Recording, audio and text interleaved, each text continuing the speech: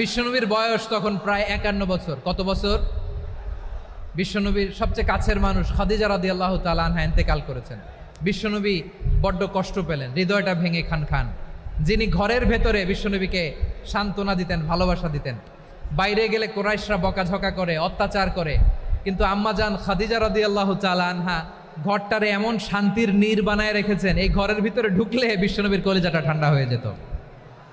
এজন্য রব্বুল আলামিন বলেন, খাদিজা, ও আমার বান্দি খাদিজা, জান্নাতে এমন স্পেশাল একটা ঘর আমি তোমার জন্য রেডি করে রেখেছি। ওই ঘরের মধ্যে কোনো আওয়াজ নাই, ওই ঘরের মধ্যে কোনো নয়েজ নাই, ওই ঘরে কোনো বিশৃঙ্খলা নাই।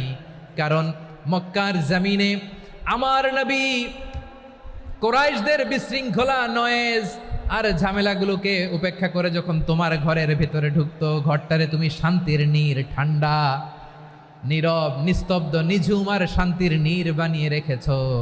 এজন্য জান্নাতে স্পেশাল একটা শান্তির নীড় আমি তোমারে উপহার দেব।